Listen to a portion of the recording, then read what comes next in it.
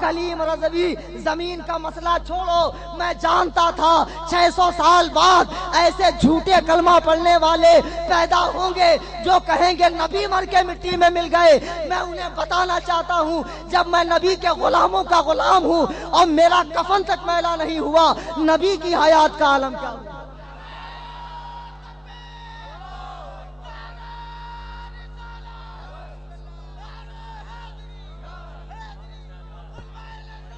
اگر تبرکات کا انکار ہے تو اس سے بھی مضبوط دلیل قرآن سے دیتا ہوں۔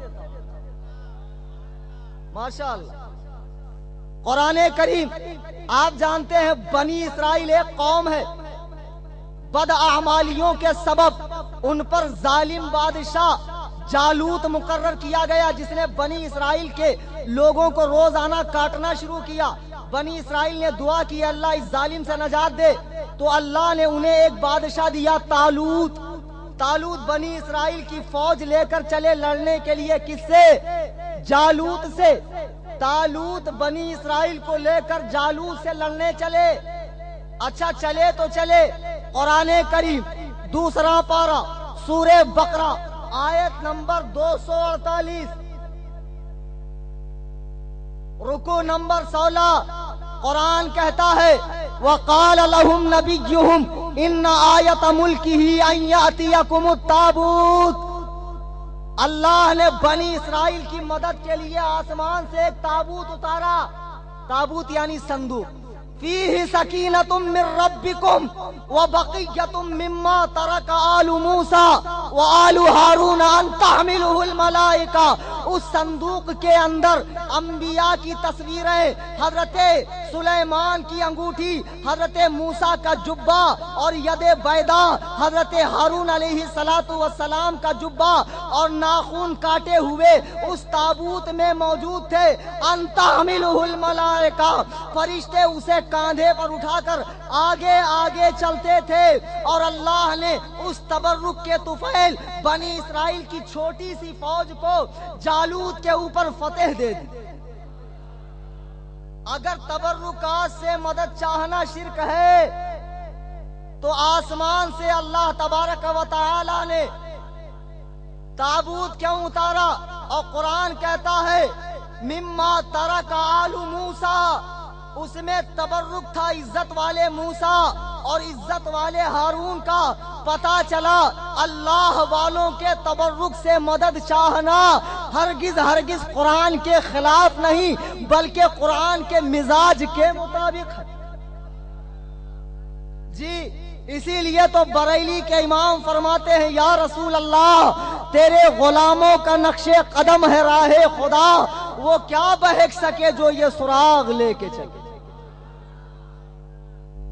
بات اتنی نہیں ہے حاضری کی، مسئلہ تو بہت بڑا ہے۔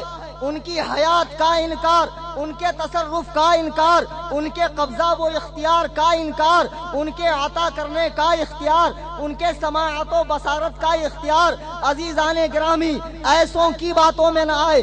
الحمدللہ ہم اولیاء کرام کے ماننے والے ایسوں کی باتوں میں آتے بھی نہیں ہیں، اس لیے کہ ہم جانتے ہیں الحمدللہ ہم اہل حق ہیں اور ہم کو بد عقیدوں کی سننا نہیں ہے۔ آج جن کی محفل منا رہے ہیں وہ غوث اعظم کس پائے کے ولی؟ میرے اعلیٰ حضرت فرماتے ہیں واہ کیا مرتبہ اے غوث ہے بالا تیرا، اونچے اونچوں کے سروں سے ہے قدم اعلیٰ تیرا، سر بھلا کوئی کیا جانے کہ ہے کیسا تیرا، اولیاء ملتے ہیں آنکھیں وہ ہے تلوا تیرا۔ آپ کے سر کے مقام رفعت کا اندازہ کون کر سکتا ہے؟ اولیاء جہاں آنکھیں ملتے ہیں وہ تو آپ کا تلوا ہے، لیکن جو انکار کر رہا ہے میرے اعلیٰ حضرت فرماتے ہیں اور کیا خوب فرماتے ہیں شکر کے جوش میں جو ہیں وہ تجھے کیا جانے۔ جنہوں نے نشہ چڑھا رکھا ہے نشہ توحید، جھوٹی توحید کا نشہ، تکبر کا نشہ، وہ تمہیں کیا جانے۔ شکر کے جوش میں جو ہیں وہ تمہیں کیا جانے۔ خضر کے ہوش سے پوچھے کوئی رتبہ تیرا، یا غوث آپ کا رتبہ اگر کوئی جاننا چاہے تو خضر کے ہوش سے آپ کا رتبہ پوچھے۔ غوث اعظم بغداد کے مدرسے میں بیٹھے ہوئے ہیں، طلبا کو پڑھا رہے ہیں، اچانک اپنا ہاتھ چادر میں ڈالا، کچھ دیر بعد نکالا، ہاتھ پانی سے تر ہے۔ طلبا نے پوچھا حضور یہ کیا معاملہ؟ ابھی تو ہاتھ سوکھا تھا، چادر میں ڈال کر گیلا کیسے ہوا؟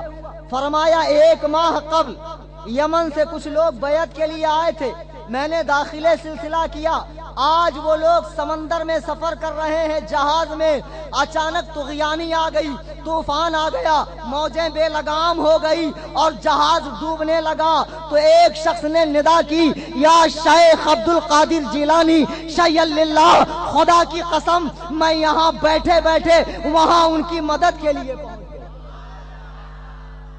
وہاں ان کی مدد کے لیے پہنچ گیا، وہ ہے غوث اعظم۔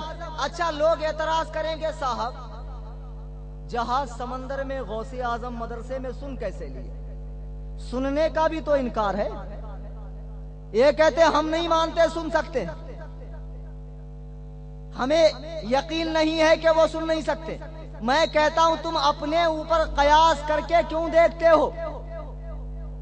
جیسے تم خود ہو اپنے پر قیاس کر کے مت دیکھو، ورنہ کبھی سمجھ میں نہیں آئے گا مسئلہ کیا ہے۔ قرآن و حدیث کو پڑھو اور ان کے آستانوں سے لگ جاؤ، سب سمجھ میں آئے گا۔ آپ جاننا چاہتے ہیں اللہ والوں کی سماعت کا عالم کیا ہے، وہ کتنا سن سکتے ہیں، جاننا چاہتے ہو؟ ماشاءاللہ، مطلب باقی کے سب لوگ جانتے ہیں اور 2 ہی لوگ ایسا ہے جنہیں جاننا ہے، بہت اچھی بات۔ نہیں ہاتھ اٹھانے کی ضرورت نہیں، یہ تو نعت خانوں کا کام ہے، بولو ہاتھ اٹھا کے، بولو ہاتھ لہرا کے، پاکستان کے نعت خان، اور جب مقرر تقریر کرنے آئے گا تو فوراً بھاگ جائے گی۔ یہ اپنی سناتے ہیں، دوسروں کی سنتے نہیں۔ دل آزاری ہو گئی ہو تو معاف کر دینا، لیکن میں نے یہی معاملہ دیکھا۔ میں پوچھتا ہوں جب تک عالم نہیں بتائیں گا نعت کی فضیلت، لوگ تم کو سنیں گے کیسے؟ نعت پڑھنا اچھی بات ہے، لیکن نعت سے کیا عقیدہ بھی محفوظ ہوتا ہے؟ عقیدہ تو بیان سے محفوظ ہوتا ہے۔ اور ماشاءاللہ کچھ تو ایسے نعت خواں ہیں کہ جن کو دیکھ لو تو ان کا جسم جو لچکتا ہے تو بڑا مکروہ معلوم ہوتا ہے۔ اللہ رحم کرے، نعت کو ایسے نہیں پڑھنا چاہیے۔ بیک سائٹ میں لوگ ذکر کرتے ہیں گلے سے، حلق سے۔ عزیزان گرامی، اس قسم کی نعت سننے سے پرہیز کریں۔ تو میں عرض کر رہا تھا، اللہ والوں کی سماعت کا حال جاننا چاہتے ہو؟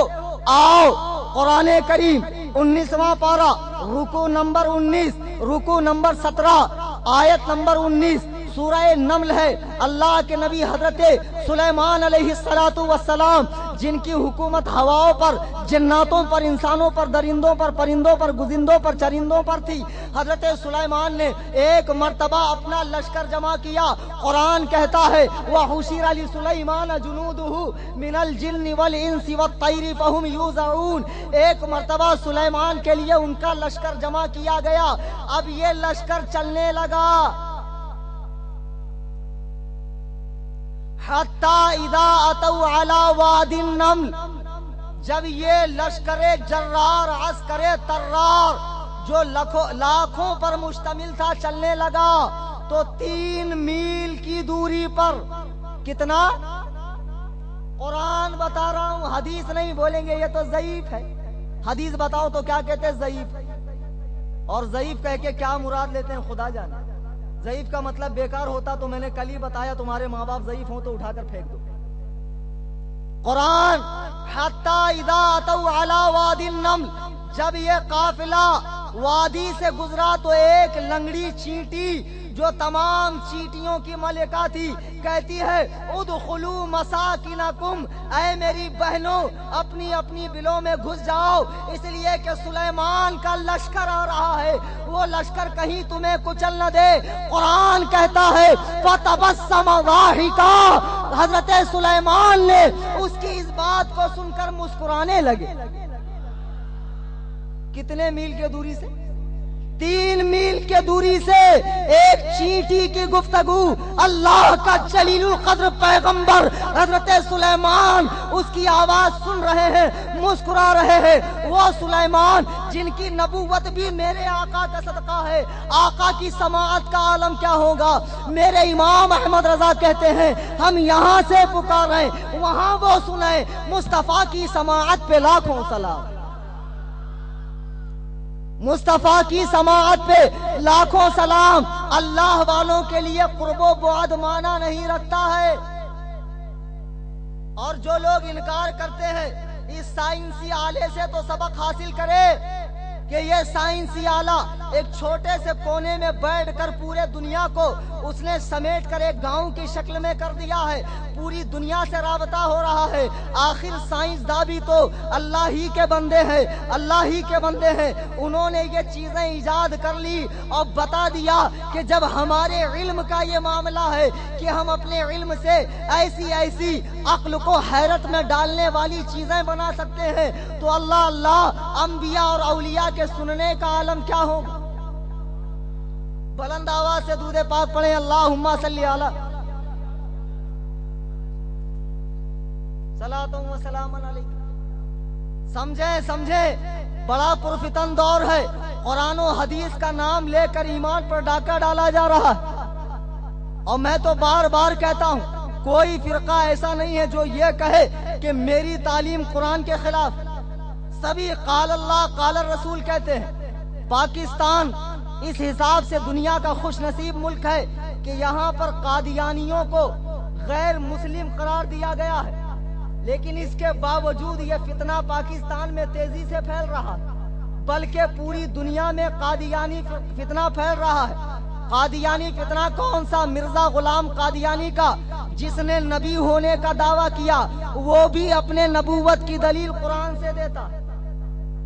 تو قرآن پڑھنے والے بہت ہیں، کچھ لوگ اس حساب سے قرآن پڑھتے ہیں کہ دیکھیں اس میں کہاں لکھا ہے نبی معمولی بشر تھے، اس میں کہاں لکھا ہے نبی کو پیٹھ پیچھے کی خبر نہیں ہے، اس میں کہاں لکھا ہے معاذ اللہ کہ نبی کو کسی چیز کا اختیار نہیں ہے۔ کچھ لوگ اس لیے بھی قرآن پڑھتے ہیں۔ ہم اہل سنت قرآن اس لیے پڑھتے ہیں تاکہ سرکار کی شان عظمت کا ہمیں صحیح پتہ چل سکے، مصطفیٰ جان رحمت کی مقدس بارگاہ کے آداب معلوم ہو سکے۔ قرآن پڑھنے والے دو ٹائپ کے ہیں، ایک قرآن کو مطلب کے لیے پڑھتے ہیں اور ایک قرآن کو اس لیے پڑھتے ہیں کہ قرآن کا نور، قرآن کا فیض ہمارے دلوں میں آ جائے۔ تو آخر الذکر طبقہ اہل سنت والجماعت حنفی بریلویوں کا ہے اور یہی کامیاب و کامران ہے۔ اور جو قرآن کو اپنے مطلب کے لیے پڑھتے ہیں معاذ اللہ خود بھی گمراہ ہے، اوروں کو بھی گمراہ کر رہے ہیں معاذ اللہ۔ وہ قرآن سے نبی کے علم غیب کے انکار کی دلیل دیتے ہیں۔ میں کہتا ہوں اے عقل کے اندھو، قرآن میں جہاں دو مقامات پر علم غیب کا انکار ہے وہاں علم غیب ذاتی کا انکار ہے کہ بے اللہ کے دیے کسی کو ایک ذرہ علم نہیں ہے۔ تو الحمدللہ یہ عقیدہ تو ہمارا بھی ہے۔ اور قرآن میں 6 مقامات پر نبی کا علم غیب ثابت ہے کہ اللہ نے اپنے محبوب کو علم غیب عطا فرمایا۔ تو ان 6 آیتوں پر تمہاری نظریں کیوں نہیں جاتی؟ بات انصاف کی ہے یا نہیں؟ یہ 6 مقامات جس میں اللہ کے نبی کا علم غیب ثابت ہے، یہ کیوں نہیں پڑھتے ہو؟ قرآن نے نبی کے تشریف لانے سے مکہ کی قسم یاد فرمائی، قرآن نے نبی کے ابرو و مجگا کا، رخسار کا، آپ کی زلفوں کی قسمیں کھائی اللہ نے۔ اے عزیزان ملت، قرآن کا مطالعہ کرو، خدا کی قسم عشق نبی میں اضافے کے لیے تلاوت قرآن سے بہتر کوئی اور طریقہ نہیں ہے۔ عشق نبی میں اضافے کے لیے قرآن سے بہتر کوئی اور چیز نہیں ہے۔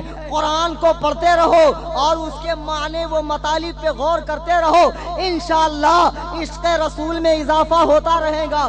ہمارا یہ عقیدہ کہ اللہ کے نیک بندے عطا کرتے ہیں، غلط نہیں ہے۔ اب کوئی کہے غلط ہے، کچھ نہیں دے سکتے۔ پہلے تو میں پوچھتا ہوں کہ تم کہتے ہو غیر اللہ سے مانگنا شرک، پھر سعودی جب امریکہ سے مانگتا ہے تو اسلام کیسے ہو جاتا؟ تمہارے ممالک جب انگریزوں سے مانگتے ہیں تب کیسے جائز ہو جاتا ہے؟ یہی قانون وہاں بھی تو لگاؤ۔ کہتے نہیں اللہ والے نہیں دے سکتے،